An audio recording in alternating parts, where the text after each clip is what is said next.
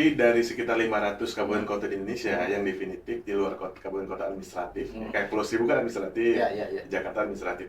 Itu dari 500 sekian, baru ada 5. Nah, 5 ini seru.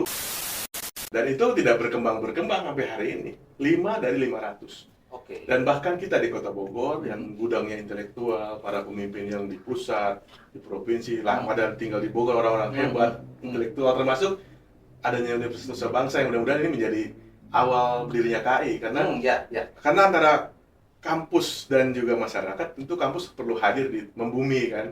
Ada kesempatannya di pasal 28F Undang-Undang Dasar, setiap orang berhak berkomunikasi dan memperoleh informasi. Nah, kembali ke Kota Bogor tadi, itu memang itu mudah-mudahan Kang Deddy Rahim sebagai wali kota terpilih yang akan nunggu waktu dilantik, mudah-mudahan sehat-sehat semua. Itu bisa salah satu hari kerjanya itu bentuk KAI lewat perwali. Saya juga ngetek nih DPRD Kota Bogor nih, kan Aditya Warman. Mungkin bisa nanti saling kolaborasi antara DPRD dengan wali kota dan eksekutif lah ya. Betul. Untuk bisa menggolkan perda tentang KAI tentang keterbukaan informasi publik. KAI Kota Bogor. Dan yang paling penting, harusnya Nusa Bangsa ditunjuk sebagai pelaksana pembuat naskah akademiknya.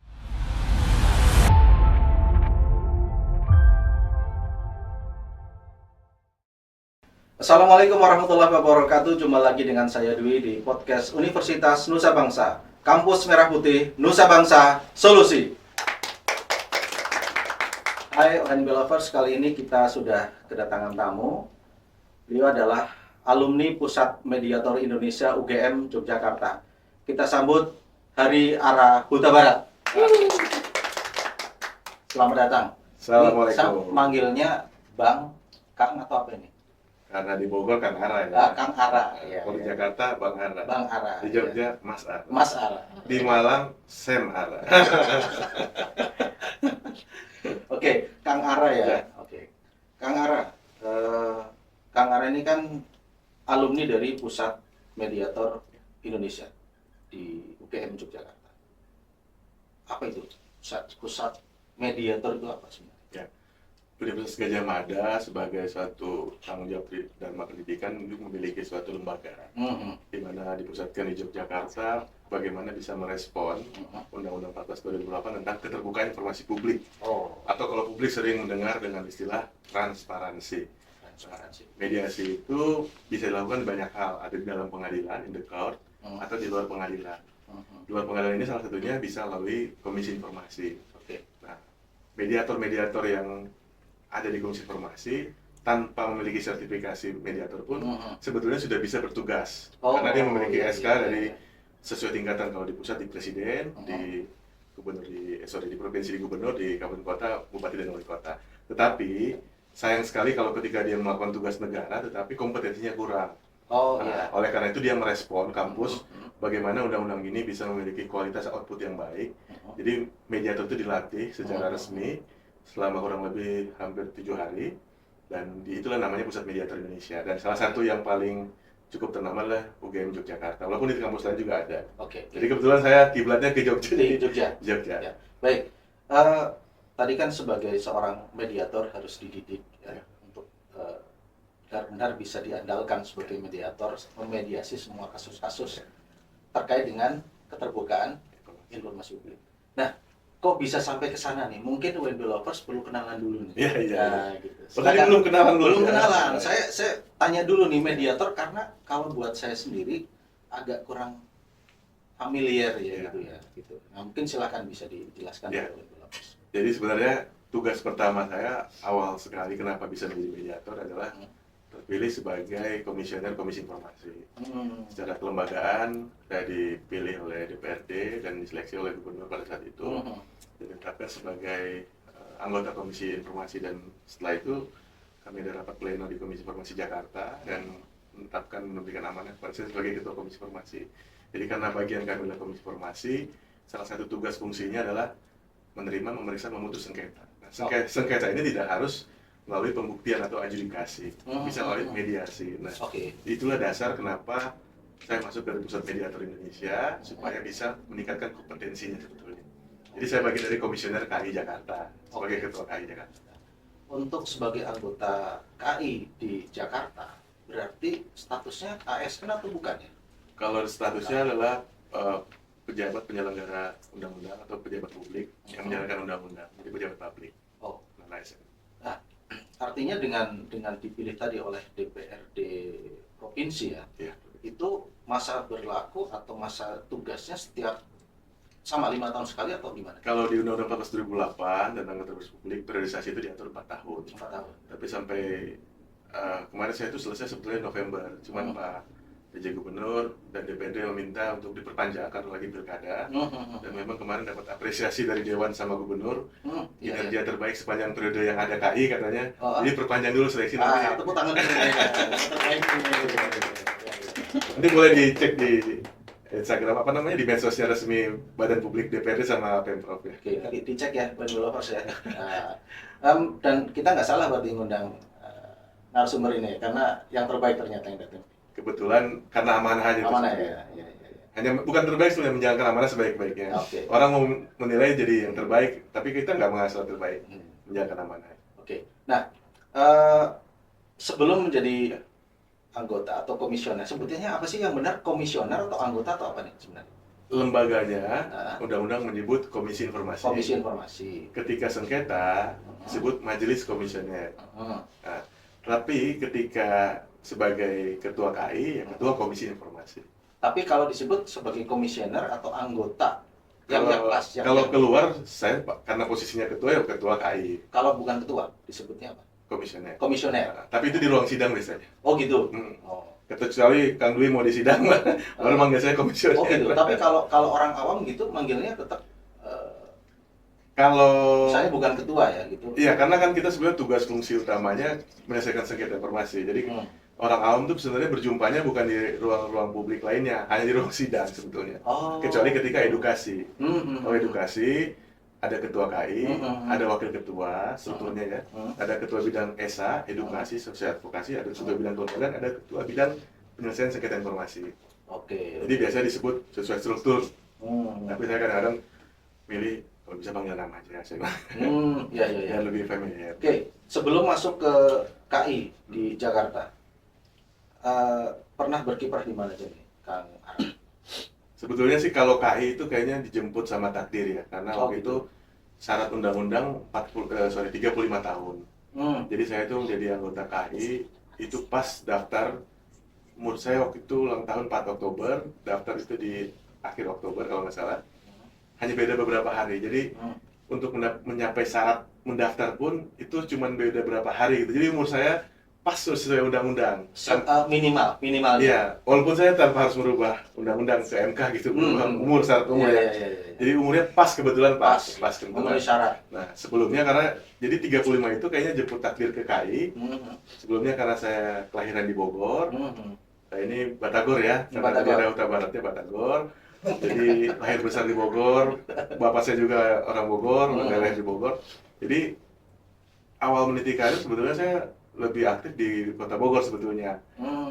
Merintis pertama sebagai advokat, awalnya sebagai pengacara, kemudian pernah bergabung juga di pemerintahan kota sebagai tim percepatan pembangunan program prioritas Kota Bogor waktu zaman Kang Bima Arya, Wamendagri sekarang.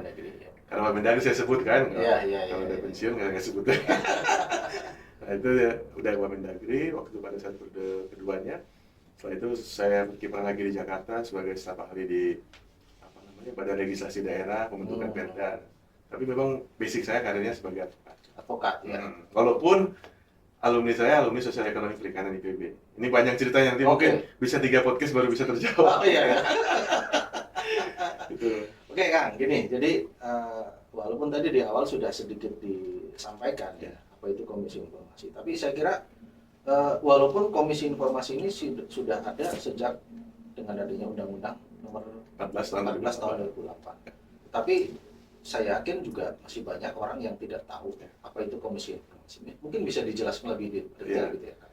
Jadi Komisi Informasi kalau secara undang-undang terminologinya adalah lembaga mandiri ya yang negara membentuk ya untuk menjalankan Undang-Undang 14 2008 tadi. Amanat undang-undang. Amanat undang-undang. Jadi lembaga ini menjalankan undang-undang. Nah, ketika dia menjalankan undang-undang, tentu banyak hal-hal yang perlu dipersiapkan. Pertama, dia harus ada di seluruh Indonesia, tingkat provinsi. Di tingkat pusat, dia bertanggung jawab pada presiden, di provinsi bertanggung jawab pada gubernur, dan masing-masing tingkatan melaporkan pada tingkatan DPR masing-masing. Nah, kalau di pusat dia melapor kepada DPR RI, CQ Komisi 1, kalau saya di Jakarta melaporkan kepada DPRD DKI, CQ-nya Komisi A DPRD DKI. Nah, termasuk sekarang kita ada di Bogor, saya cek-cek belum ada juga komisi informasi kan? Oh, belum ada ya? Nah, jadi nggak tahu melaporkan di siapa karena belum ada lembaga. Jadi ada kesempatan undang-undang ini bisa membentuk komisi informasi sebetulnya di kabupaten kota jika dibutuhkan. Jika dibutuhkan. Hari gini nggak butuh transparansi kan aneh juga kan? Nah, sebentar. Nah, itu. Saya mau ngetek Kang Dedi Rahim nih. Kebetulan beliau wali kota terpilih yang kemarin kita sudah undang nih Kang Dedi ya. Jadi mudah-mudahan di era Kang Dedi ini bisa nih ya dibentuk komisi informasi Kota Bogor. Soalnya di seluruh Indonesia baru berapa nih? Jadi dari sekitar 500 kabupaten kota di Indonesia yang definitif di luar kabupaten kota administratif, kayak Pulau Seribu kan administratif, Jakarta administratif. Itu dari 500 sekian baru ada 5. Nah, 5 ini seru. Nah, kenapa? Serunya kenapa? Pertama, Bulukumba. Wow. Itu sul-sul ke bawah kepulauan ya. Nah, kedua, ketiga ini seru juga. Karena ada di Pulau Garam. Ya mohon maaf, kita kadang-kadang underestimate sama saudara-saudara kita orang Madura. Ya. Ternyata itu intelektual jauh daripada kita loh. Saya malu ngomong ini karena satu Bulukumba. Bulukumba. Terus kemudian yang berapa tadi? Ada 2 di Pulau Garam, Madura. 2 di Madura, Pamekasan sama Sumenep. Terus baru 4-5-nya ada di Cirebon Kabupaten Kota. Cirebon Kabupaten Kota. Nah, dan itu tidak berkembang sampai hari ini. 5 dari 500. Dan bahkan kita di Kota Bogor yang gudangnya intelektual, para pemimpin yang di pusat, di provinsi, pada tinggal di Bogor orang-orang hebat, intelektual, termasuk adanya Universitas Bangsa yang mudah-mudahan ini menjadi awal berdirinya KI karena antara kampus dan juga masyarakat tentu kampus perlu hadir di membumi kan. Ada kesempatannya di pasal 28F Undang-Undang Dasar. Setiap orang berhak berkomunikasi dan memperoleh informasi. Nah, underline-nya adalah memperoleh informasi. Jadi jadi ketika kita bicara hari ini podcast tentang 18 itu bicara konstitusi sebetulnya. Bicara tanah air. Makanya hari ini saya pakai batik Papua khusus. Ini dari Merauke asli. Kenapa? Karena setiap orang berhak memperoleh informasi itu syaratnya satu, warga negara Indonesia. Jadi orang Merauke, orang Sabang, orang bisa dilihat ya. Bisa dilihat di sini. Papua sampai Sumatera. Semuanya boleh, kecuali di orang asing yang nggak boleh. Sarawak, Malaysia, Australia. Jadi itu momennya kenapa hak asasi manusia, bagian dari hak asasi manusia untuk memperoleh informasi. Jadi, nah kembali ke Kota Bogor tadi, itu memang itu mudah-mudahan Kang Dedi Rahim sebagai wali kota terpilih yang akan nunggu waktu dilantik, mudah-mudahan sehat-sehat semua. Itu bisa salah satu hari kerjanya itu bentuk KI lewat perwali. Kang Dedi, mudah-mudahan ya nanti perwalinya bisa dibentuk. Kalau nggak salah kemarin Kang Dedi sempat ngobrol itu awal Februari ya kalau nggak salah pelantikan. Mudah-mudahan setelah pelantikan langsung gaspol Kang Dedi bisa syukur-syukur bisa perda ya, syukur-syukur ya. Perda, tapi harus lewat samping legislatif. Pembahasannya bersama-sama. Saya juga ngetek nih DPRD Kota Bogor nih, Kang Aditya Warman. Mungkin bisa nanti saling kolaborasi antara DPRD dengan wali kota dan eksekutif lah ya. Betul. Untuk bisa menggolkan perda tentang KI Kota, keterbukaan informasi publik. KI Kota Bogor. Dan yang paling penting, harusnya Nusa Bangsa ditunjuk sebagai pelaksana pembuat naskah akademiknya. Nah, itu siap. Mudah-mudahan itu yang karena tanpa naskah akademik itu karena nggak akan jalan. Tapi gini, Kang Dedi kami siap. Insya Allah kami bantu untuk Bogor tercinta lah ya. Tapi menarik ya, karena saya juga agak wow juga tadi ketika mendengar ternyata yang sudah membentuk KI kabupaten kota bukan yang dekat dengan pusat pemerintahan ya, tetapi malah yang jauh ya. Itu kalau menurut Kang Ara ini kira-kira faktor apa nih kira-kira? Gini Kang Dwi, jadi memang tidak semua pejabat itu welcome dengan isu transparansi. Tapi pejabat yang amanah harusnya sejalan. Kenapa? Karena dia disumpah dengan kitab suci untuk menjalankan tugas dan tanggung jawabnya sesuai undang-undang yang berlaku. Oke. Undang-undang ini hukum positif Indonesia berlaku. Iya, iya. Jadi nggak ada salahnya. Ini bukan terobosan, menjalankan tugas sebetulnya. Iya, iya. Jadi kalau membentuk KAI di Kota Bogor sebenarnya bukan prestasi, tapi karena minimnya kesadaran banyak kepala daerah di Indonesia tingkat kabupaten kota belum melek bahwa transparansi itu ternyata akan membantu mereka untuk mewujudkan good and clean governance. Oke. Jadi ini jadi ada tools-nya ketika ada KAI di Kota Bogor misalnya. Masyarakat pertama punya akses. Dia tidak harus ke Bandung karena terdekat kan Jawa Barat sudah punya KAI. Oke. Tapi di Kota Bogor pun ada akhirnya nanti ada akan edukasi, ada sosialisasi dengan stakeholder semua melalui promotornya tetap KAI karena yang menjalankan undang-undang ini KAI. Sehingga nanti ke depan masyarakat kita educate dan pemerintahnya pun juga akan dikawal dengan suatu hal yang baik gitu loh. Karena semua orang Undang-Undang 14 2008 salah satu tujuan yang paling penting adalah tujuan keduanya adalah mendorong partisipasi publik. Nah, jadi gimana keren tuh Kang Deddy misalnya wali kota terpilih, dilantik 100 hari kerja, publik sudah memberikan masukan-masukan dari mulai musrembang. Musrembang itu sebenarnya ruhnya Undang-Undang 14 2008 karena dilibatkan dari sejak awal. Nah, tapi belum terlembaga. Kenapa? Ya. Karena KAI-nya belum ada, baru di Jawa Barat. Oke. Makanya tapi kita tentu berpikirnya para pejabat yang punya amanah ini yang paling kepilih ini semua, nggak hanya Kang Deddy ya, dari kabupaten, Kang Rudi atau di tempat lain banyak hal. Termasuk di Jakarta Mas Pramono gitu ya. Itu semuanya harus berpikir positif thinking ya. Kenapa? Karena nggak usah takut dengan transparansi karena memang sudah eranya sesuai dengan tema sekarang kan, eranya keterbukaan. Mau gimana pun nggak bisa kita balik lagi ke era yang lampau. Oh iya. Itu just different banget. Kalau dulu zaman sebelum reformasi itu bahkan semua informasi adalah tertutup kecuali ada bagian yang dibuka. Nah, pasca reformasi atau pasca lahirnya Undang-Undang 2008 semua informasi terbuka kecuali ada yang ditutup. Jadi kebayangkan bolak-baliknya itu kayak gitu kan. Iya. Sebegitu bedanya ya. Beda banget. Ya. Tapi gini, Kang, kalau tadi dijelaskan ya, untuk KAI yang pusat itu bertanggung jawab ke DPR, bertanggung jawab pada presiden melaporkan kepada DPR RI.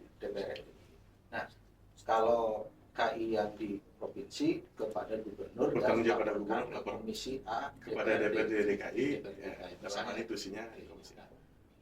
Hubungan antara KAI pusat dengan KAI provinsi atau kemudian KAI kabupaten kota itu seperti apa itu? Jadi dia lembaga KAI ini dia tidak vertikal. Seperti halnya rekan-rekan sejawat saya di KPU dan Bawaslu. Kalau KPU dia vertikal. Iya. Sehingga fit propernya yang melaksanakan adalah misalnya KPU pusat. Nah, kalau Bawaslu RI. Kalau KAI yang fit propernya adalah tim sel yang dibentuk oleh gubernur dan dipilih di fit proper oleh DPRD DKI. Jadi tidak ada peran KAI secara lembaga, hanya salah satu unsurnya adalah satu orang mewakili KAI pusat, unsur gitu. Nah, itu bedanya situ. Jadi kalau KAI tingkat provinsi kabupaten kota jauh lebih politis karena dia hanya lembaga DPRD. Kita mau bicara apapun DPRD tetap lembaga politik karena isinya adalah anggota partai. Betul. Karena fraksi kan, semuanya pendengarannya fraksi. Itu bedanya seperti itu. Berarti bisa dibilang kalau seandainya di KAI provinsi nih ada satu ya namanya orang kan tetap peluang untuk melakukan kesalahan pelanggaran kan tetap ada. Seandainya terjadi nih pelanggaran di KAI provinsi, apakah KAI pusat berhak melakukan menegur atau menghukum atau apa bahasanya itu nggak sampai seperti itu ya? Ya, jadi dia KAI ini dia independen. Sehingga dia tidak memiliki hubungan vertikal tanggung jawab ke atas. Sama sekali tidak. Dia hanya ada forum-forum rakornas rakernis untuk itu ajang komunikasi, wadah komunikasi se-Indonesia. Tetapi secara kode etik dia bertanggung jawab pada misalnya tingkat provinsi ya di KAI provinsi itu yang bertanggung jawab. Dia tidak bertanggung jawab ke atas. Nah ya itu. Dan tidak ada laporan juga. Tidak ada laporan. Tidak ada. Nah berarti kalau bisa dibilang saktinya sama ya. Sama, bahkan cuma skopnya aja yang berbeda. Bahkan gini Kang Dwi, KAI pusat sebagai badan publik kan dia menggunakan anggaran APBN. Ya. Ada juga masyarakat minta informasi apa aja sih program KAI pusat. Dia minta informasi melalui PPID, Pejabat Pengelola Informasi dan Dokumentasi. Nah, dalam konteks tersebut jika tidak puas keberatan ke atasan PPID dan dapat disengketakan. Nah, sengketanya ini unik. Jadi KAI pusat RI, KAI pusat Republik Indonesia, jika disengketakan, undang-undang menyebutkan Perki jika ada sengketa di KAI pusat, yang menyidangkan adalah KAI terdekat. Oh, Artinya KAI Jakarta. oh gitu. Karena kami hanya berbeda 1 kilometer. Ah, Nggak mungkin ke Jabar, ke Bandung, nggak mungkin ke Banten. Pasti KAI Jakarta. Karena kami, kalau KAI Jakarta jarang sengketa. Yang mohon kan selalu kita berikan. Nah, Jakarta itu pusat beberapa kali sengketa. Jadi kami justru menyidangkan KAI pusat. Oh gitu. Jadi kalau bicara sejajar, sebegitu sejajarnya KAI provinsi dan KAI pusat. Bahkan kami bisa menyidangkan KAI pusat. Iya. Bahkan yang lalu ketua KAI yang baru, karena baru pelukan dari KAI asalnya, sampai bilang, ini ketua hari, kenapa kami disidangkan? Oh enggak, itu konstitusi. Yang bicara, kenapa KAI pusat, KAI Jakarta menyidangkan KAI pusat? Karena KAI terdekat, jarak secara geografis gitu. Nah, itulah menandakan bahwa kita setara dan sejajar. Bahkan bisa menyidangkan yang di pusat. Iya. Kalau kami sebagai orang awam kan kami pikir ada hubungan vertikal dari kota kemudian provinsi dan seterusnya. Ternyata enggak ya? Enggak, ya. Begitupun nanti kalau seandainya terjadi dari KAI provinsi ada sesuatu kemudian yang terdekat di Kota Bogor misalnya, boleh Kota Bogor yang tadi. Kalau Kota Bogor berarti yang menyidangkan bisa Jakarta. Misalnya nih, Kota Bogor sebagai konteks Komisi Informasi sebagai badan publik, dimensi badan publik, dia kalau misalkan diminta informasi tentang KAI, berapa sih anggaran KAI, programnya apa tidak diberikan, kemudian PPD-nya juga tidak menjawab dengan baik, keberatan, dan akhirnya sengketa, disengketakan di KAI terdekat. Nah, KAI terdekatnya bukan ke Bandung, tetap ke Jakarta. Oh, enggak, misalnya gini, misalnya nih dari KAI yang di Jakarta misalnya, yang DKI ya, itu mungkin nggak diadili di Bogor gitu oleh KAI Bogor seandainya nih Kota Bogor punya? Karena lebih terdekat dengan KAI pusat. Oh gitu ya. Jadi sidang ini yang tadi saya ceritakan itu lebih kepada KAI sebagai badan publik. Tapi kalau sengketa informasi dari masyarakat mau informasi ke badan publik, misalnya nih di Bogor, PPID, Pemkot Bogor, biasanya teman-teman humas Pemkot itu tidak memberikan, terus keberatan juga di atasan PPID biasanya Sekda, Pak Sekda. Nah, kalau tidak memberikan baru dia sengketa di KAI Kota Bogor. Nah, kalau KAI Kota Bogor itu sudah sidang, mediasinya pun gagal, ada namanya adjudikasi pembuktian. Nah, dia tidak ada banding ke KAI Jawa Barat, enggak. Jadi dari KAI Bogor, langsung dia upaya hukumnya, kalau dia badan publik negara, siapa saja badan publik negara itu, eksekutif, legislatif, yudikatif, kalau di antara itu mereka badan publik negara, berarti dia ke PT UN Jawa Barat, Bandung. Dan tapi tidak ke KAI. Jadi dia tidak ada vertikalnya di situ. Nah, kalau di PT UN Bandung tetap ada yang tidak puas, dia bisa langsung kasasi ke Mahkamah Agung di Jakarta. Jadi sebegitu ya jelasnya legal standingnya urusan sengketa informasi publik ini, itu jelas. Makanya Kang Dwi, mungkin para teman-teman sekalian, itu sering agak bias antara PPID, pejabat pengelola informasi dokumentasi, yang mengelola informasi publik di badan publik, dengan humas. Nah, humas itu seni mengelola komunikasi gimana. Tapi kalau PPID ada kepastian hukum di situ. 10 hari kerja nggak dijawab, dia bisa keberatan. Gitu. Ya keberatan dia nggak puas juga, dia bisa sengketakan register di KAI. Kalau humas dia nggak ada kepastian hukumnya, dia nggak dijawab, ya udah itu seni berkomunikasi aja. Memang itu yang dia pakai caranya gitu. Tapi kalau PPID dia nggak bisa ya? Jelas ada kepastian hukum. Makanya kalau bicara keterbukaan informasi publik itu bicara konstitusi pasal 28 FA yang jelas banget. Turunannya lah Undang-Undang 14. Iya. Jadi ada tenggang waktu yang orang nggak akan menunggu paling tahun depan, nggak ada. Enggak. Itu kepastiannya jelas ya? Jelas, 10 hari, 7 hari, register 30 hari kerja, DKI paling maksimal 1 hari kerja. Sampai ke Mahkamah Agung jelas gitu. Jadi, dan bisa dieksekusi di lewat jurusita pengadilan. Bahkan kalau tidak gagal dieksekusi, barulah dapat dikenakan pasal 50, yaitu pasal pidananya KAI. Jadi bisa pejabat-pejabat publik hati-hati. Kalau nggak memberikan informasi yang publik, yang sudah diputuskan secara inkrah, sudah ada berkekuatan hukum tetap, itu bisa dilaporkan ke Polri. Tapi jangan juga khawatir, sepanjang para pejabat publik ini badan publik melayani dengan baik, tidak mungkin tiba-tiba LSM atau perorangan tiba-tiba lapor polisi. Harus melalui mekanisme di awal dulu PPID, keberatan, sengketa di KAI, kemudian upaya hukum ketun, kemudian kasasi ke Mahkamah Agung, baru dieksekusi di pengadilan. Kalau gagal baru ke Polri. Jadi kalau ada pejabat di Bogor khususnya tiba-tiba dilapor polisi karena memberikan informasi, itu keliru mekanisme hukum acaranya nggak demikian gitu. Dan pasti itu mungkin ditolak ya laporannya ya. Kalau tahu-tahu seperti itu ya. Khawatirnya tidak semua anggota Kepolisian Republik Indonesia paham undang-undang ini. Khawatirnya dia diklarifikasi. Namanya dipanggil aparat kan pasti nggak bisa tidur dulu 3 malam. Walaupun nanti nggak akan diapa-apain. Cuman kan namanya di BAP penyidik kan boleh penyelidik lain gitu. Makanya saya berharap kalau sudah ada KI, nanti KI bisa bermitra dengan Pak Kapolres, Pak Kajari, Pak Ketua PN Kota Bogor, sehingga semuanya terang benderang. Ini barang tuh apa sih? Hak asasinya di mana sih sisinya gitu. Jadi ada hadirnya KI nanti di Kota Bogor itu bukan membuat sesuatu hal menjadi tidak tertib, tidak. Justru makin tertib, semuanya ada saluran-salurannya gitu. Dan justru malah itu akan lebih memberikan kepastian hukum yang lebih baik ya. Betul. Karena itu membantu, kan kayak tadi ya, belum tentu semua paham. Iya. Nah, dengan adanya KI itu menjadi jembatan. Betul, teredukasi semuanya. Teredukasi semuanya. Dan kepala daerah pun juga jadi terbantu. Kenapa? Kalau ada pihak-pihak yang mengancam sesuatu untuk, mohon maaf ya, dapetin proyek dengan cara nggak benar sesuatu, dia akan terjaga dengan ini. Karena dia kalau terbuka, publik nanti lawannya. Jadi wali kota terpilih ini dan wakil wali kota terpilih, Kang Deddy dengan Kang Jenderal, itu akan terbantu. Bahkan DPRD pun akan terbantu. Mengapa? Karena publik akan tahu, oh perencanaannya sekian, pelaksanaannya sekian, evaluasinya sekian, jadi terbantu. Bahkan substansinya itu akan jadi lebih cantik. Kenapa? Karena masyarakat dilibatkan dari awal. Jadi menganggarkan sesuatu sesuai kebutuhan, bukan menganggarkan yang nggak dibutuhkan secara publik gitu. Itulah partisipasi kuncinya. Nah, menarik ya, tadi ternyata sebegitu wow-nya gitu ya fungsi dari KI. Nah, mungkin bisa cerita nggak nih Bang Kang Ara ya terkait dengan Undang-Undang 14 tahun 2008 ini? Mungkin bisa diceritakan dulu munculnya undang-undang ini tuh seperti apa, sehingga tadi kan sedikit di-spill tuh, ada perbedaan di sebelum reformasi, di mana semua itu tertutup kecuali yang dibuka. Kalau setelah reformasi semuanya terbuka kecuali yang ditutup. Nah, bisa nggak diceritakan mungkin awal terbentuknya Undang-Undang 14 2008 seperti apa? Sebetulnya kalau kata orang Bogor, undang-undang ini nggak ujuk-ujuk lahir.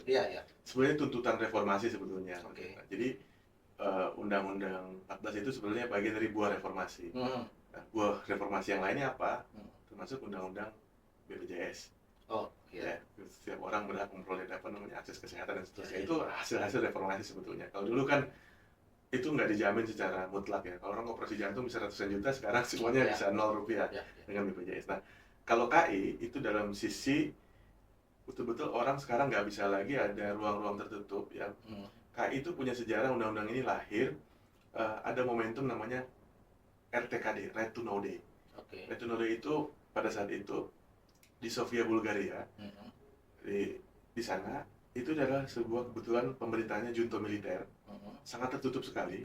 Jadi kalau melihat badan publik ya, kalau di Bogor kan orang lihat Pemkot senang, wah ada layanan publik, ada bantuan sosial, ada seterusnya, dan ada keterbukaan informasi juga sebetulnya. PPID Pemkot sudah ada sebetulnya, hanya untuk salurannya belum ada. Nah, begitu berbedanya situasi di Sofia, Bulgaria pada saat itu, sehingga advokat sedunia berkumpul, termasuk juga Indonesia, itu mendeklarasikan namanya Right to Know Day, supaya di sana itu seperti menghancurkan dinding tebal, bahwa tidak boleh lagi ada otoritas militer yang menutupi semua informasi publik, dan civil society itu bisa setara dengan pemerintahan di sana pada saat itu.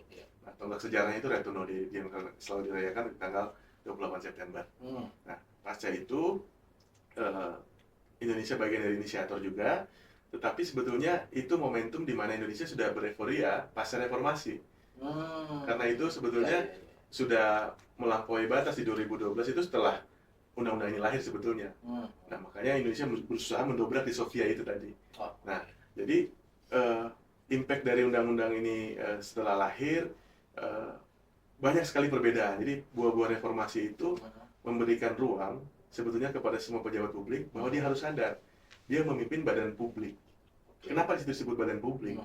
Supaya sadar bahwa dinas mau pemerintahan, mau TNI, Polri, itulah badan publik, sumbernya itu jelas adalah APBN, APBD. Jadi dia harus mempertanggungjawabkan itu juga bukan hanya kepada audit BPK, tetapi kepada publik secara gamblang setelah diaudited oleh BPK, misalnya terkait laporan keuangan. Jadi dengan lahirnya Undang-Undang Pas 2008 itu pasca reformasi, itu memberikan sinyal bahwa ke depan itu tidak ada lagi namanya ketertutupan. Karena kalaupun tertutup, susah. Dia akan melawan, kalau bahasa sekarang kita adalah melawan plus 62. Ya. Walaupun itu terlalu liar menurut saya, tetapi memang itu arusnya nggak bisa diinikan. Kalau kita bahasa tema Universitas Bangsa Podcast sekarang, itu pas banget eranya sekarang, nggak bisa. Kita ngelawan era nggak bisa. Yang ada nanti jadi era bahasa Sunda, malu. Ngerakan itu. Jadi emang udah eranya keterbukaan informasi, nggak bisa. Gitu. Mau siapapun presidennya, mau siapapun, tetap eranya udah lain. Itu eranya udah terbuka.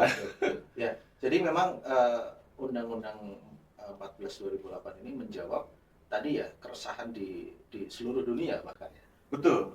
Tapi kalau Indonesia, memang kan undang-undang ini bisa dilahirkan, inisiatifnya bisa eksekutif, bisa legislatif. Undang-Undang 2008 ini sebetulnya didorong oleh gabungan teman-teman civil society, senior-senior kita dulu, yang sebetulnya tokoh-tokoh reformasi juga, yang ingin mendorong ada satu undang-undang yang belum nih 10 tahun sejak reformasi baru ditetapkan. Karena memang itu perdebatan panjang. Mengapa? Karena memang mungkin ada juga yang nggak ikhlas nilai reformasi itu dijalankan sepenuhnya. Karena ada pihak-pihak juga yang pengen tetap ada yang tertutup, ada yang ya udah jangan terlalu terbuka lah, nanti ya mungkin ada kepentingan-kepentingan lain. Oleh karena itu, LSM ini yang mendorong lewat inisiatif DPR. Gabungan teman-teman LSM, senior kita di pejuang reformasi. Jadi ini bukan inisiatif eksekutif sebetulnya. Jadi lahir dari buah civil society. Lewat DPR. Lewat DPR RI. Komisi 1 waktu itu ya. Nah, dengan adanya Undang-Undang 14 2008, ini ada istilahnya informasi terbuka dan informasi yang dikecualikan. Bisa dijelaskan mungkin? Ya. Jadi informasi terbuka itu adalah semua informasi publik ya, yang semuanya ada di badan publik. Sepanjang dia tidak mengecualikan informasi apapun, semuanya berarti bersifat terbuka. Oke, maksudnya gimana? Kalau dikecualikan itu gimana misalnya? Misalnya badan publik pemerintahan Kota Bogor, dia tidak pernah, termasuk di Jakarta Mas Pramono gitu ya, itu semuanya harus berpikir positif thinking ya. Kenapa? Karena nggak usah takut dengan transparansi, karena memang sudah eranya, sesuai dengan tema sekarang kan, eranya keterbukaan. Mau gimana pun nggak bisa kita balik lagi ke era yang lampau. Itu different banget. Kalau dulu, zaman sebelum reformasi itu, bahkan semua informasi adalah tertutup, kecuali ada bagian yang dibuka. Nah, pasca reformasi atau pasca lahirnya Undang-Undang 2008, semua informasi terbuka, kecuali ada yang ditutup. Jadi kebayangkan bolak-baliknya itu kayak gitu. Sebegitu bedanya ya. Beda banget. Ya. Tapi gini, Kang, kalau tadi dijelaskan ya, untuk KI yang pusat itu bertanggung jawab ke DPR. Bertanggung jawab pada presiden melaporkan kepada DPR RI. Nah, kalau KI yang di provinsi kepada gubernur bertanggung dan jawab pada gubernur, komisi A kepada DPRD DKI, dalam hal institusinya komisi A. Hubungan antara KI pusat dengan KI provinsi atau kemudian KI kabupaten kota itu seperti apa itu? Jadi dia lembaga KI ini dia tidak vertikal. Seperti halnya rekan-rekan sejawat saya di KPU dan Bawaslu. Kalau KPU dia vertikal. Sehingga fit propernya yang melaksanakan adalah misalnya KPU, KPU pusat. Nah, kalau Bawaslu RI. Kalau KI yang fit propernya adalah tim sel yang dibentuk oleh gubernur dan dipilih di fit proper oleh DPRD DKI. Jadi tidak ada peran KI secara lembaga, hanya salah satu unsurnya adalah satu orang mewakili KI pusat, unsur gitu. Nah, itu bedanya di situ. Jadi kalau KI tingkat provinsi kabupaten kota jauh lebih politis karena dia ada lembaga DPRD. Kita mau bicara apapun DPRD tetap lembaga politik karena isinya adalah anggota partai. Karena fraksi kan, semuanya pendekatannya fraksi. Itu bedanya seperti itu. Berarti bisa dibilang kalau seandainya di KI provinsi nih ada satu ya namanya orang kan tetap peluang untuk melakukan kesalahan pelanggaran kan tetap ada. Seandainya terjadi nih pelanggaran di KI provinsi, apakah KI pusat berhak melakukan menegur atau menghukum atau apa bahasanya itu nggak sampai ke seperti itu ya? Jadi dia KI ini dia independen. Independen. Sehingga dia tidak memiliki hubungan vertikal tanggung jawab ke atas. Sama sekali. Sama sekali tidak. Oke. Dia hanya ada forum-forum Rakornas Rakernis untuk itu ajang komunikasi, wadah komunikasi se-Indonesia. Tetapi secara kode etik dia bertanggung jawab pada misalnya tingkat provinsi ya di KI provinsi itu. Oke. Yang bertanggung jawab. Dia tidak bertanggung jawab ke atas. Nah ya itu. Dan tidak ada laporan juga. Tidak ada laporan. Tidak ada. Nah berarti kalau bisa dibilang saktinya sama ya. Sama. Bahkan Cuma skopnya aja yang berbeda. Bahkan gini Kang Dwi. KI pusat Hmm. sebagai badan publik kan dia menggunakan anggaran APBN. Ya. Ada juga masyarakat minta informasi apa aja sih program KI pusat. Dia minta informasi melalui PPID, Pejabat Pengelola Informasi dan Dokumentasi. Oke. Nah, dalam konteks tersebut jika tidak puas keberatan keatasan PPID dan dapat disengketakan. Nah, sengketanya ini unik. Jadi KI pusat RI, KI pusat Republik Indonesia, jika disengketakan, undang-undang menyebutkan pergi jika ada sengketa di KI pusat, yang menyidangkan adalah KI terdekat. Oh, artinya KI Jakarta. Oh gitu. Karena kami hanya berbeda 1 kilometer. Bukan nggak mungkin ke Jabar, ke Bandung, nggak mungkin ke Banten. Pasti KI Jakarta. Karena kami, kalau KI Jakarta jarang sengketa. Yang mohon kan selalu kita berikan. Nah, Jakarta itu pusat beberapa kali sengketa. Jadi kami justru menyidangkan KI pusat. Oh gitu. Jadi kalau bicara sejajar, sebegitu sejajarnya KI provinsi dan KI pusat. Bahkan kami bisa menyidangkan KI pusat. Iya. Bahkan yang lalu ketua KI yang baru, karena baru pelukan dari KI asalnya, sampai bilang, ini ketua hari, kenapa kami disidangkan? Oh enggak, itu konstitusi yang bicara. Kenapa KI pusat, KI Jakarta menyidangkan KI pusat? Karena KI terdekat, jarak secara geografis gitu. Nah itulah menandakan bahwa kita setara dan sejajar. Bahkan bisa menyidangkan yang di pusat. Iya. Kalau kami sebagai orang awam kan kami pikir ada hubungan vertikal dari kota kemudian provinsi dan seterusnya. Gitu. Ternyata enggak ya? Enggak, ya. Begitupun nanti kalau seandainya terjadi dari KI provinsi ada sesuatu kemudian yang terdekat di Kota Bogor misalnya, boleh Kota Bogor yang tadi. Kalau Kota Bogor berarti yang menyidangkan bisa Jakarta. Misalnya nih, Kota Bogor sebagai konteks Komisi Informasi sebagai PPID-nya, atasan PPID, Pejabat Pengelola Informasi Dokumentasi, dia tidak pernah menetapkan bahwa terdapat informasi yang dikecualikan di Pemkot Bogor sebagai badan publik. Artinya, semua informasi terbuka. Jadi ketika orang mau akses informasi, harusnya dikasih karena dia tidak pernah mengecualikan.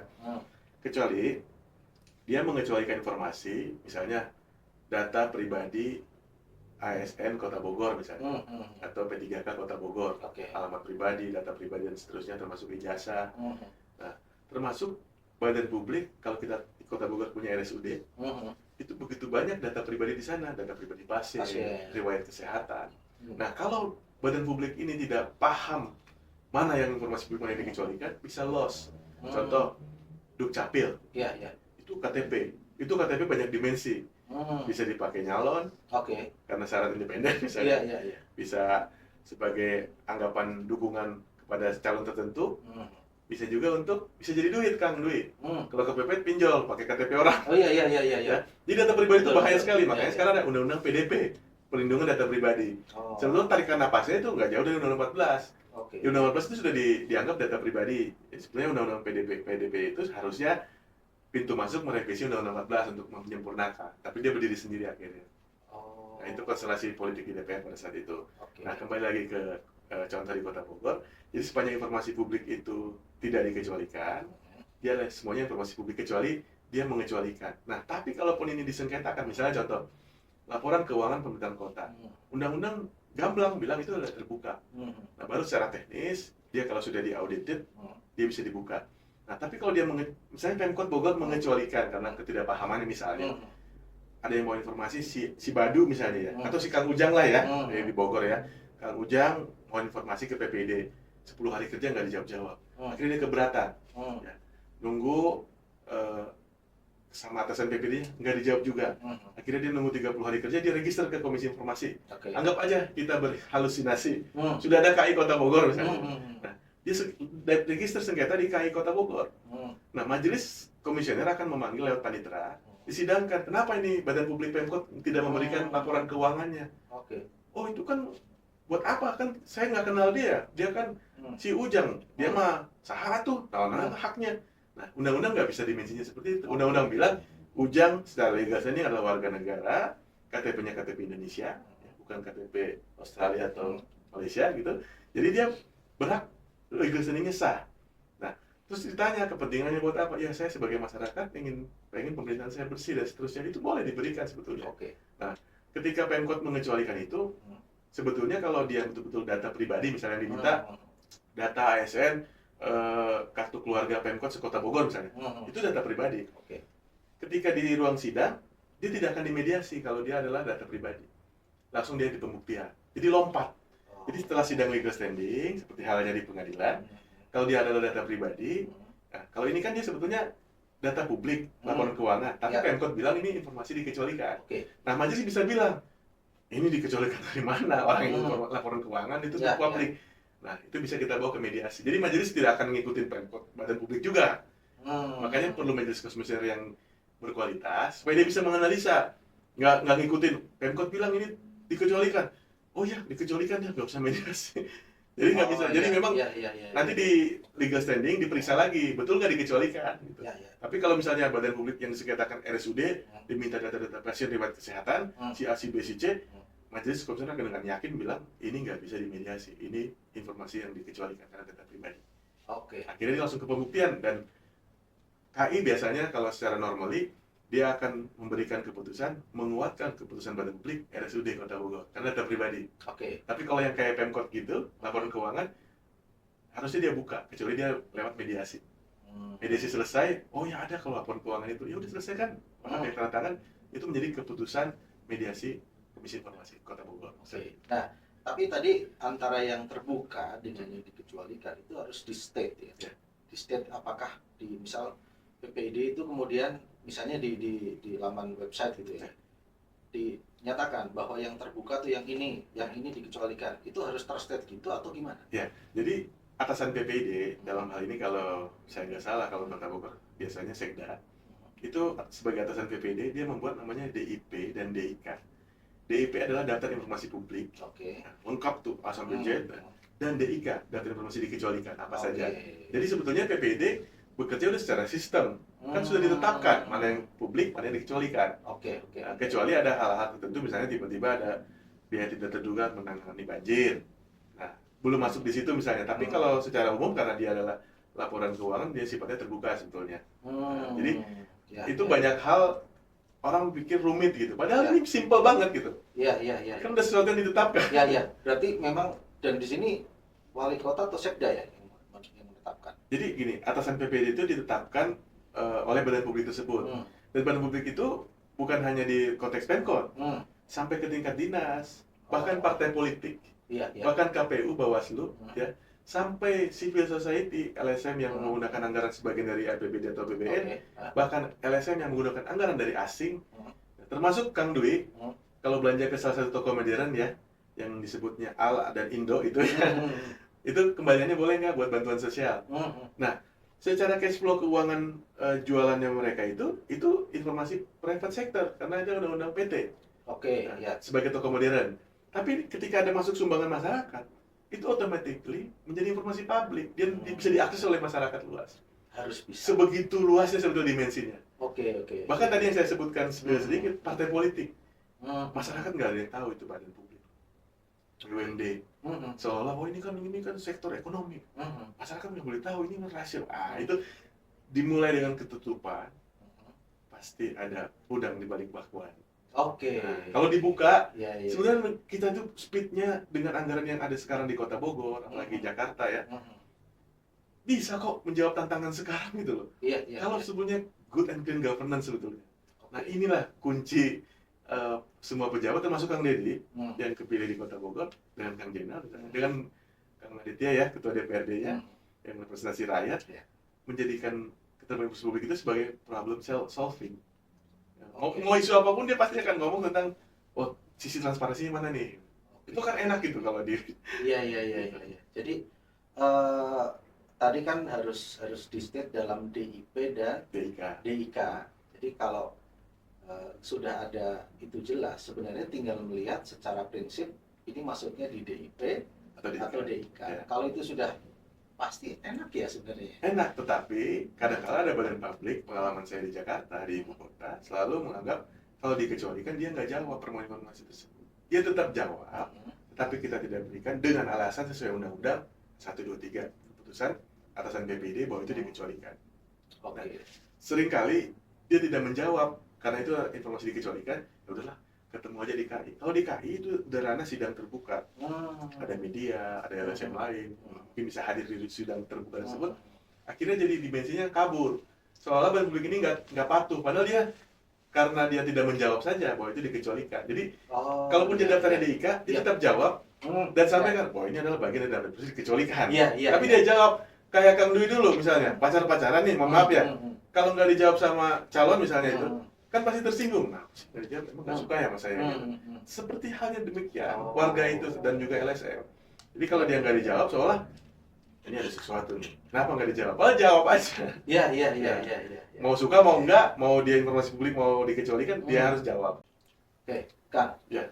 Kalau kita berbicara tentang DIP dan DIK, itu kan sudah ditetapkan ya, misalnya oleh pemerintah dalam hal ini adalah Kota Bogor. Kita bukan halusinasi ya, kita berharap ya, Kang Deddy Rahim, mudah-mudahan bisa membentuk Komisi Informasi di Kota Bogor. Adakah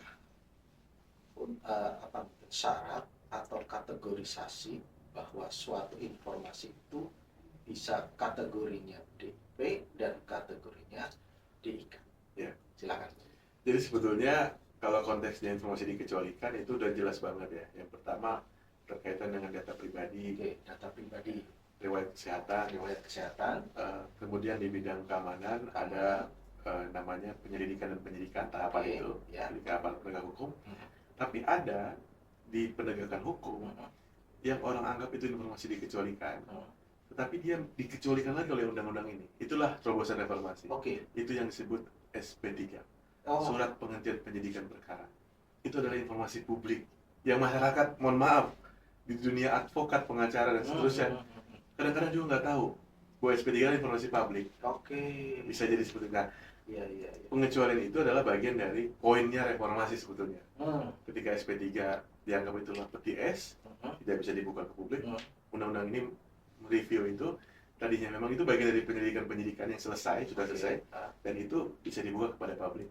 Termasuk, dan itu secara gamblang disebutkan bahwa SP3 merupakan informasi yang terbuka. Ya, jadi itu bukan bunyi di peraturan Komisi Informasi, itu bunyi di Undang-Undang 14. Bunyi di undang-undang lebih tinggi daripada normanya pergi. Jadi jelas banget itu. Nah, bahkan Memorandum of Understanding, MOU atau perjanjian kerjasama, itu sifatnya terbuka. Yang selama ini selalu pemerintah di banyak tempat merasa, itu kan kami dengan swasta. Nah, sebetulnya harusnya dibalik cara berpikirnya. Ketika swasta mau ber-MOU dengan pemerintah, mau dia pemerintah pusat, provinsi, kabupaten, kota, atau segala sesuatu yang berkaitan dengan keuangan negara, APBN, APBD, dia harus sadar diri bahwa dia akan berhubungan hukum kepada pemerintah yang sumbernya adalah dari pajak rakyat. Ini yang kita sudah kadang-kadang nggak punya gairahnya. Pemimpin itu kadang-kadang suka lupa. Dia selalu memakai alasan swasta. Nah, swastanya harus disadarkan. Swasta, kamu tuh hubungan sama pemerintah. Dia itu bukan dari kantong pribadinya wali kota, kantong pribadinya ketua dewan, enggak, kepala dinas, enggak. Itu uang dari pajak yang dikumpulkan, dikelola secara sistem keuangan pemerintah kota, itu dikelola lagi untuk secara konsep welfare state, kesejahteraan masyarakat Kota Bogor. Tapi kan sumbernya jelas, gitu loh. Kalaupun ada DIPA dan seterusnya, itu kan secara sistem keuangan ya. Tapi yang sumber utamanya kan tetap dari warga, gitu. Bahkan yang pencemar lingkungan juga yang ahli hisap itu kan kita ke restoran ya, bahkan semua hal yang bisa menimbulkan retribusi termasuk pajak, rumah kita, PBB dan seterusnya, kendaraan bermotor seterusnya. Jadi ini yang kita lupa kadang-kadang, filosofi keuangan daerah itu dari mana sih? Kita selalu merasa ini bagian dari pemilik pejabat. Di swasta berhubungan ini berarti orang lain nggak boleh ada yang tahu. Nah, ini yang kadang-kala kita merasa eksklusif gitu. Jadi sebenarnya kalau kita mengacu ke peraturan tadi ya, sudah jelas ya sebenarnya ya. Ya, paling satu yang paling dijadikan nih, yang jadi sesuatu hal yang perlu didiskusikan di kampus mungkin. Universitas Bangsa juga bisa mengkaji tentang keterbukaan informasi publik di dunia militer. Ini penting, belum ada yang bahas. Oke. Karena selama ini pemerintah selalu menganggap semua bidang pertahanan keamanan itu adalah informasi yang dikecualikan. Sehingga sering rapat di Komisi 1 tertutup. Padahal lewat podcast ini, karena kita harus mencerdaskan bangsa kan, nggak boleh kita buat masyarakat kita menjadi tidak cerdas. Sebetulnya yang tidak boleh masyarakat tahu itu atau publik tahu bukan belanja alutsista atau senjatanya atau alat-alat, tetapi bagaimana menempatkan ini sebagai strategi pertahanan keamanan militer Indonesia. Yang nggak boleh tahu itu. Belanjanya terbuka, orang pakai uang rakyat juga. Ini kan berarti buat UNB lovers ya, ketika kita misalnya mengikuti pemberitaan bahwa alutsista ini penganggarannya bersifat tertutup karena alasannya ini terkait hankam. Ya. Padahal itu boleh ya. Yang tidak boleh ditempatkan di mana? Yang tidak boleh ditempatkan digunakan oleh siapa? Digunakan untuk oleh tujuan siapa? apa itu yang nggak boleh? Oke. Saya kira ini menarik juga ya. Baru. Tapi kita memang, ya. mohon maaf ya, ini filosofi ya. Saya tidak merendahkan Komisi Informasi lembaga saya bernama. Ibarat ini, anggaplah ini walaupun bunga lavender mungkin ya. Anggaplah ini bonsai. Bonsai itu dia nggak boleh besar. Kalau besar dia akan digunting. Tapi dia harus ada walaupun dia kecil, karena dia adalah bagian dari undang-undang. Itulah keterbukaan informasi. Termasuk lembaganya KAI. Dia kalau besar, soal ini jadi tsunami informasi publik, government tidak bisa lagi bermain-main dengan angka di dalamnya, bahwa semua itu sudah betul akuarium terbuka. Karena yang tidak boleh dibuka itu, ya bahkan kalau di Jakarta ada namanya Basuki Cahayapurnama selalu bilang satuan ketiga, buka sampai satuan ketiga. Sebenarnya udah semua orang tahu satuan ketiga itu detail gitu loh. Gak ada yang ditutupi. Tetapi memang ada pihak-pihak yang menganggap ini nanti akan mengganggu pemasukan saya dari pihak-pihak di luar sana gitu. Ini yang kemudian makanya sosialisasi hari ini itu betul-betul hanya sebatas semampunya Komisi Informasi aja dengan beberapa stakeholder gitu. Masyarakat tidak tereduket secara sempurna, termasuk harusnya di kampus. Ini bagian dari salah mata kuliah pilihan atau mata kuliah dasar di awal atau di orientasi. Mereka aware gitu dengan tahu ternyata ada ya hak asasi manusia terkait dengan mengakses informasi. Ya, mohon maaf, saya boleh jujur. Saya advokat itu udah 10 tahun lebih sebelum di KAI. Tapi ketika saya tahu tentang Undang-Undang 14, ketika saya mau masuk seleksi Komisi Informasi, jadi di PKPA saya, Pendidikan Konsultasi Advokat, mohon maaf ini Bang Oto Hasibuan, di Pradi tidak pernah ada materi tentang keterbukaan informasi publik. Padahal advokat, ketika tadi saya cerita tentang SP3 penyidik, itu kan kepentingan advokat penting di situ. Sangat penting. Jadi saya sampai merinding nih, sangat penting. Pak Bang Oto soalnya ketum saya udah jadi wamen ya kan, mudah-mudahan ini saya ke depan bisa kita lebih membumikan undang-undang ini. Karena sayang banget gitu, di leveling PKPA, advokat saja yang akan menjadi para penegak hukum selain polisi, jaksa, hakim. Dia nggak dikasih materi tentang ini. Apalagi yang orang awam gitu, termasuk juga kampus. Dan maaf ya, Kementerian Pendidikan ya, dengan segala nomenklatur yang berubah-berubah setiap periodisasi pemerintahan, itu juga tidak mendeliver undang-undang ini sebagai suatu hal yang menjadi materi dalam dunia pendidikan. Ini agak mengerikan. Dan memang sepertinya, saya juga nggak tahu ya, hal semacam ini bahkan bisa dibilang hampir tidak pernah terkomunikasikan dengan baik. Betul, makanya mohon maaf, 1001 maaf saya jauh-jauh dari Jakarta khusus ke sini, karena ini salah satu kampus di Bogor, Universitas Bangsa yang mau membuka diri wacana pemikiran publik yang lebih mencerdaskan bangsa lewat podcast ini, karena memang banyak orang yang akan tercerahkan. Ini ibaratnya padang pasir. Ini kita oase kecil, kita mulai ada tetes air yang akan menetes terus. Mudah-mudahan ini akan mengalir terus. Dijawab oleh para pimpinan kita di eksekutif legislatif. Ini menjadi selalu aliran sungai besar terkait dengan arus keterbukaan informasi kita. Dan yang pasti kalau kami sendiri berharap juga oase-oase ini akan kalau bisa dibilang merangsang orang untuk penasaran sehingga browsing apa sih itu Komisi Informasi, apa sih undang-undang keterbukaan informasi publik gitu ya. Memang kelemahannya di kabupaten kota, termasuk kita kota Bogor dan kabupaten Bogor mungkin karena undang-undangnya klausulnya di state, jika dibutuhkan dapat dibentuk. Ini celah pemimpin kita yang tidak punya nilai-nilai progresif untuk kemajuan. Maksudnya kalau dia di Kota Bogor kalau nggak punya, apakah melanggar? Tidak, kan jika dibutuhkan. Yang bilang butuh atau tidak siapa? Ya warganya. Kalau warganya adem, DPRD-nya juga nggak ngomong, eksekutif buat buat dong ini perwali atau buat dong perda. Oke. Kok nggak ada nih kayak gini? Ya. Akhirnya nggak akan ada yang bentuk. Ya. Civil society akan hanya bisa sampai di media, dan itu akan, mohon maaf, menguap seperti air. Air panas tuh nguap, atau kopi saya tadi nih nguap, asapnya sekejap akan hilang. Oke. Sampai di situ. Tapi kalau dia dibunyikan oleh perda atau perwali, dia akan terstate sesuai dengan peraturan. Dia akan ada KI-nya. Minimal dia bentuk dulu, dia lahir dulu KI-nya. Kalau belum lahir mau ngomong apa kan? Oke. Belum ada jenisnya dia. Iya. Nah, gini, Kang. Tapi jujur ya, kalau kita lanjutkan ini bisa sehari semalam nih kayaknya. Ya. Karena bagi saya sendiri sebagai orang awam, ini mendengar kata Komisi Informasi ternyata sebegitu, saya bilang istimewa ya. Karena ini akan bisa melindungi kita semua sebenarnya ya, dan membuat kita transparan gitu ya. Nah, terkait dengan hal itu ya Kang, misalnya generasi muda sekarang ini kan kalau bisa dibilang akses terhadap informasi apapun itu, bahkan di belahan dunia manapun, itu teramat sangat mudah. Dengan satu gadget bisa mengakses apapun. Nah, keterbukaan informasi publik ini terkait nggak dengan kebebasan berpendapat itu gimana Kang? Ya, jadi sebetulnya konteksnya bisa lain, bisa benar ya. Jadi kalau kita bilang itu kurang pas, kalau konteksnya yang memberikan informasi bukan badan publik. Jadi keterbukaan informasi publik itu adalah informasi yang memang dihasilkan ya, dikelola, kemudian juga dikirim atau diterima oleh badan publik. Itulah informasi publik, ada produknya, sumbernya badan publik. Apa itu badan publik? Semua yang bersumber dari APBN APBD yang ada kaitannya dengan penyelenggaraan pemerintahan.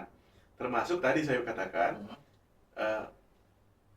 bahkan lembaga filantropi yang mengumpulkan dana sumbangan masyarakat. Kalau yang plat merahnya itu Basnas ya. Basnas. Nah, itu kan tentu umat kalau memberikan dia zakatnya, infak sedekah misalnya, dia akan walaupun ikhlas ya, tapi kan ada trust ketika dia terbuka. Betul. Sehingga dia tidak akan lagi dulu ada ACT ya, mohon maaf ya, itu ada proses penegakan hukum dan seterusnya. Dia akan jelas, oh ini Basnas jelas ini. Oke, ada lembaga di luar Basnas pemerintah. Saya tidak akan bilang hanya pemerintah. Ada lembaga-lembaga lain filantropi, nggak hanya urusan dengan keumatan, ada juga dengan dana sosial untuk bagaimana menjaga sejarah, warisan sejarah, seterusnya.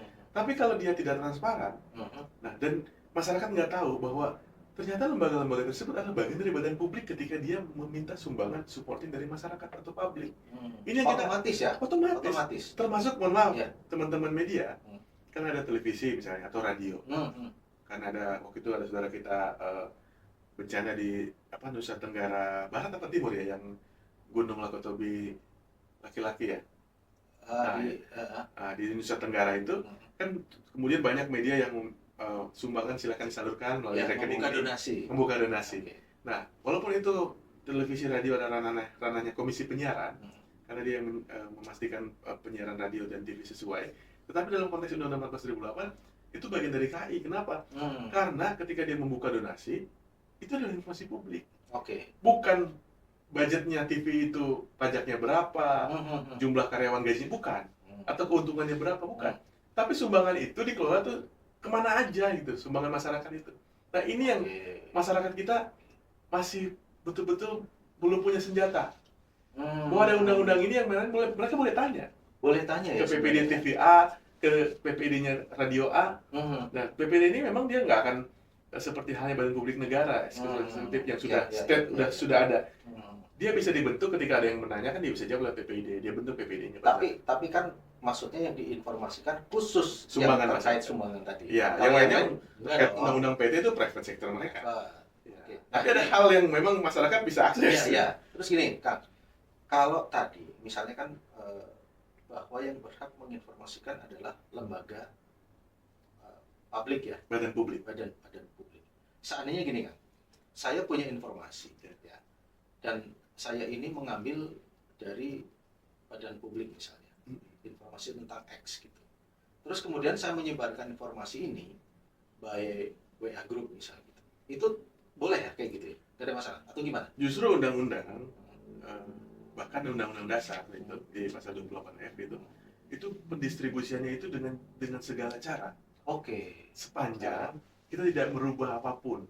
Misalnya badan publik Pemkot Bogor, dia ada beberapa varian data ABCDE. Nah, sepanjang APBD ini saja yang kita salurkan dan ini justru membantu pemerintah. Oke. Misalnya ada program bantuan sosial atau program bedah rumah yang Pemkot yang lakukan gitu. Yang tadinya orang nggak tersampaikan informasi ini, masyarakat punya andil di situ. Yang tidak boleh adalah ketika kita merubah bahwa Pemkot sedang bagi-bagi uang di depan balai kota. Tiba-tiba kantornya Kang Deddy Rahim penuh. Wah, kenapa ya? Ternyata ada informasi hoax. Informasinya tentang program bedah rumah yang sesuai dengan kriteria disebut program bagi-bagi uang. Datang semua akhirnya orang. Jadi yang tidak boleh adalah mendistribusikannya informasi publik, itu boleh, bahkan didorong oleh Undang-Undang Dasar kita pasal 64. Yang tidak boleh merubahnya. Itulah jadi namanya produk hoax. Jadi kalau Undang-Undang IT kalau sekedar misalnya memforward itu kan otomatis asli ya, apa yang boleh di situ semuanya itu boleh. Itu bagian dari informasi publik. Justru itu partisipasi publik untuk bisa Terus ini kan, karena kalau dulu kan jelas nggak ada nih. Misalnya kalau sekarang nih di daerah Bogor misalnya sedang terjadi hujan lebat, kemudian sering tuh kita dapat forward gitu berisi lapor komandan terjadi kejadian ini di daerah ini bla bla bla bla, padahal itu laporan dari bawahan kepada atasannya mungkin polisi untuk melaporkan situasi gitu ya. Nah, kalau kita ikut memforward itu atau menginformasikan, apakah itu boleh atau tidak kayak gitu? Sebenarnya begini, kalau kita melihat konteksnya, itu kan informasi yang disebut informasi publik, klasifikasinya adalah informasi serta-merta. Serta-merta adalah informasi yang adalah informasi yang terkait dengan hajat hidup orang banyak, termasuk juga bencana alam. Substansinya udah benar itu, itu informasi publik. Tapi ketika yang menyebarkan itu bukan badan publik, misalnya itu websitenya atau Twitter atau medsosnya BPPD misalnya, atau websitenya apa di sini, Koramil ya, atau Kodam misalnya, atau Koramil misalnya. Nah, ketika itu websitenya Koramil atau medsosnya Koramil yang resmi, badan publiknya Koramil, kita meneruskan itu boleh. Tapi kalau itu draft WA yang kita nggak tahu sumbernya, itu sebaiknya jangan. Kenapa? Bisa jadi itu informasi hoax. Karena sumbernya belum kita pastikan. Maka dari itu, kalau lahirnya KI di Kota Bogor, itu bisa mengedukasi badan publik, termasuk teman-teman TNI, Polri, BPPD, itu kan semuanya badan publik. Dia harus lebih aware ketika informasi serta-merta ini ada. Masyarakat kan harus dilibatkan dan dia, terus terang lah. Berapa sih kekuatan aparat kita untuk bisa itu peran serta masyarakat loh. Betul. Bahkan ada beberapa organisasi masyarakat termasuk kayak Polmas Bogor Raya, relawan-relawannya yang lebih cepat daripada aparat kadang-kadang. Jadi mereka duluan udah ada di Sungai Ciliwung, ada orang hanyut, warga duluan tuh. Nah, bagaimana bisa informasi publik ini dikelola dengan baik oleh badan publik yang punya tugas fungsinya adalah dia teredukasi bahwa undang-undang ini ada informasi serta-merta, sehingga dialah yang bertanggung jawab untuk menyebarkan ini dengan akun resminya. Nah, ini justru yang saya pertanyakan. Kan seringkali kita kalau misal dalam kejadian yang kayak tadi ya, serta-merta tadi, kan kita dapat informasi, pinginnya sebagai mungkin orang Indonesia banget ya, pinginnya kita menginfokan, membantu, barangkali bisa memberikan informasi yang penting buat saudara-saudara kita. Tetapi kita kan seringkali tidak pernah tahu dari mana asal informasi itu. Itu gimana, Kang? Sebetulnya kalau tadi Kang Dwi kasih contoh, lapor komandan ini, itu misalnya terkait bencana misalnya, kita bisa sebetulnya sebelum kita share lebih lanjut, ya kita saring dulu, kita buka langsung klik website Badan Publik BPBD Kota Bogor. Betul nggak ada bencana seperti itu? Kalau saya sih orangnya nggak kaku-kaku banget, sepanjang itu bisa dipertanggungjawabkan bahwa ada informasi pendampingnya yang resminya udah ada. Kalau itu kan sebetulnya laporan resmi yang mungkin jadi yang buat WA itu sengaja dibuat CC buat publik sebenarnya. Karena kalau dia kedinasan, dia pasti akan menjaga kerahasiaan komunikasi pimpinan antar pimpinan. Kalau ini kan dia memang sengaja untuk di-blast juga. Dan saya jarang menemui itu yang hoax. Jadi dari 100% mungkin 20-30% bisa jadi itu hoax. Jadi ada suatu hal ketika itu kita sudah lihat di websitenya resmi, oh memang terjadi bencana misalnya angin puting beliung di Kota Bogor, ada laporan melaporkan ada beberapa korban, ada rumah. Seperti itu kan. Kemudian kita nemu draft WA kayak gitu yang disebarluaskan. Oh ini ada kaitannya. Sepanjang teman-teman masih menganggap bahwa ada pembandingnya dan tetapi secara hukum ini nggak bisa bertanggungjawabkan memang. Nah itu dia. Cuman karena kita tidak boleh kaku-kaku banget ya, karena kalau bicara semuanya hukum kita harus buktikan semua di pengadilan kan gitu. Kelamaan. Sementara informasi itu kan seperti bisa jadi lebih cepat dari cahaya loh. Betul. Ya. Kita sekarang ngobrol di sini bisa jadi orang udah banyak yang tahu walaupun ini nggak live gitu kan. Nah, jadi ini adalah bagian dari bagaimana mengedukasi badan publik biar lebih cepat dibandingkan yang informal. yang formal ini harus cepat gitu loh, supaya iya. speednya jangan kalah sama Betul, yang kreatif. iya. Gitu. Jadi intinya di badan publik sebetulnya. Ya, nah ini saya kira kan kalau saya sebagai orang awam melihat seperti itu kadang mikir gini, ini kan laporan buat komandan, tapi kok di-share begitu aja, walaupun kita tahu ini sangat penting membantu gitu. Kadang-kadang jadi mikir bener nggak ya, Komandan siapa ya? Ya jangan-jangan hoax, ya. Karena ya zaman sekarang gitu loh, ya. banyak banget yang memanfaatkan situasi. Gitu. Kang Ara, ini aduh menarik banget sebenarnya. Kita sudah panjang lebar membicarakan tentang komisi informasi, betapa pentingnya, dan lagi-lagi kita perlu ngetek. Kalau saya sih sebagai warga Kota Bogor berharap mungkin nanti wali kota ya Kang Dedi bisa kita bersama-sama bisa membentuk komisi informasi di Kota Bogor. Itu ya. Itu bagian dari kepercayaan.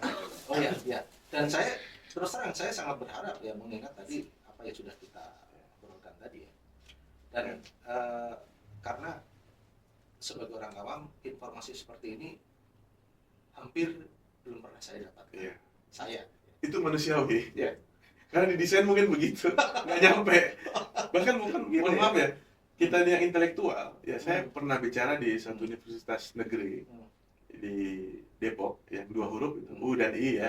Itu saya nggak sebut kampusnya ya, U dan I aja ya. Itu saya bilang sama Pak Dekan, kita ini, mohon maaf ya, kok kayak agak malu ya, ini kampus besar, tapi kok untuk KI nggak nyambung ya, maksudnya kita nggak pernah dorong ke wali kota terpilih atau apa. Dan memang ada sesuatu ternyata antara the silent dan the same, ya, harapan dan kenyataan itu gapnya terlalu jauh ternyata. Oh gitu. Jadi dunia kampus kita, ya maaf sekali lagi ya, saya lahir dari kampus, bahkan bapak saya dosen, ya saya tidak ingin mengkritisi kampus, tidak. Tapi antara the silent dan the same, ini ada sesuatu yang disparitas yang terlalu jauh. Nah, Universitas Nusa Bangsa hari ini mendekatkan disparitas itu antara harapan dan kenyataan. Karena kalau kita nggak pernah ngobrol, nggak akan menjadi kenyataan. Ini kan ikhtiar untuk bagaimana mewujudkan good and clean governance dari mulai dibentuknya komisi informasi lewat perwali atau perda. Ya. Kalau mau cepat ya perwali tadi kan. Nah, jadi ini bentuk ikhtiar untuk mendekatkan the silent dan the same. Dan saya terima kasih untuk Nusa Bangsa, itu sudah konkret gitu. Langkah kaki kanan ini buat kampus sebagai tanggung jawab Tridharma pendidikannya begitu.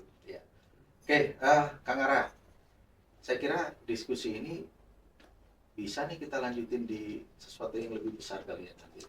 Mungkin diskusi publik atau seminar atau mungkin ya ini keren juga nih kayaknya nih. Iya, sebetulnya sih kalau mau di lebih serius lagi tahap berikut ini kan hanya pemantik saja ya. Pemantik ya. Kebetulan kalau saya tidak hadir di sini juga bisa saja. Tapi karena saya punya tanggung jawab moral sebagai orang Bogor, saya harus datang ke tempat ini karena kota kelahiran saya tercinta ini ternyata belum ada komisi informasi. Nah, ke depan bisa diundang stakeholder. Nah, kalau dia perwali udah jelas eksekutif. Ya, termasuk dia wali kota terpilih, wakil wali kota terpilih, termasuk biro hukum yang bisa menginisiasi dibentuknya awal naskah akademiknya perwali misalnya. Atau kita mau lebih luas biar ada dukungan secara politik di Kota Bogor, undang komisi 1 DPRD. Di sini komisi 1 apa komisi A ya? DPRD. Komisi ya pemerintahan itu kan, komisi pemerintahannya di Kota Bogor, DPRD, diundang ketua komisinya untuk diskusi tentang ini. Khawatir juga mereka belum pernah membahas tentang ini. Karena memang saya lihat kalau nggak kita banyak ikhtiar tentang ini akan jadi tadi kopi saya ini sudah menguap dan akan hilang begitu saja. Karena udah minum. Udah habis ya. Ini kode ini udah habis. Kode alam. Baik, Kang Ara, terima kasih. Sebelum kita tutup nih, closing statement. Ya, saya berharap publik Kota Bogor dan semua stakeholder di Universitas Nusa Bangsa ya masuk podcast ini. Ini menjadi suatu hal yang sangat bernilai ke depan terkait dengan keterbukaan informasi publik. Ini era keterbukaan publik itu suatu keniscayaan. Kita tidak bisa menghindarinya. Yang bisa kita lakukan adalah kalau ibarat filosofi kita hanya harus jadi ikan yang hidup. Ikan yang hidup itu apa? Dia akan mengalir di sungai besar. Kalau ada batu dia menghindar kanan kiri. Nah, tapi jangan seperti ikan mati. Kita akan hanyut sampai ke hilir. Tapi kita tidak pernah melawan ada persoalan itu, challenge itu tidak pernah kita lakukan. Nah, ikan ini filosofi bahwa KI itu harus kita tetapkan ada di Kota Bogor. Jangan takut, karena KI ini justru akan melindungi pemerintah. dan menjamin hak masyarakat. Dan pada outputnya nanti akan ada hasil pembangunan yang merupakan partisipasi publik dan dikelola secara terbuka. Dan ini akan menjadi suatu nilai amanah yang besar bagi pemimpin terpilih di Kota Bogor. Jadi KAI ini, dan satu lagi sebagai penutup, KAI selain menyidangkan, dia bisa melakukan monitoring evaluasi pada badan publik. Diberikan award penganugerahan bagi badan publik yang informatif. Jadi kalau yang ada yang lapor komandan, ternyata badan publiknya memang betul nggak pernah menginformasikan apa-apa, akhirnya yang ada draft informal itu yang menyebar, tetapi informasi publik yang dikelola PPID-nya tidak pernah ada. Itu harus dimonet, ya mereka bisa jadi tidak informatif. Jadi mungkin sebagai penutup, saya berharap ini termasuk kebijakan pemimpin baru Kota Bogor ya, di awal tahun, bahwa ada spirit, kalau bahasa Kang Bima Arya saya kutip ya, Pak Mendagri sekarang dulu waktu wali kota Bogor, adalah ada passionnya gitu. Sebagai wali kota itu ada passionnya untuk membentuk Komisi Informasi Kota Bogor. Bukan untuk kepentingannya wali kota, bukan ya, untuk selamat dunia akhiratnya Kota Bogor sebetulnya. Gitu. Baik, terima kasih Kang Hari Ara Huta Barat atas kehadirannya, dan kami mohon maaf karena sudah menyita waktunya. Siap. Oke, UNB Lovers, tadi sudah banyak disampaikan oleh Kang Ara ya mengenai KAI di Kota Bogor, dan saya sendiri sebagai warga Kota Bogor sangat berharap mudah-mudahan ini bisa menjadi pemantik yang bisa direspon oleh Pemkot Bogor. Dalam hal ini kebetulan tahun baru dengan Pak Wali Kota baru Kang Deddy Rahim, mudah-mudahan bisa kita secara bersama-sama membangun keterbukaan informasi publik yang sehat dan saling menguatkan satu sama lain. Oke, sampai jumpa lagi di episode selanjutnya yang tidak kalah menarik. ONB Lovers, Nusa Bangsa, Solusi.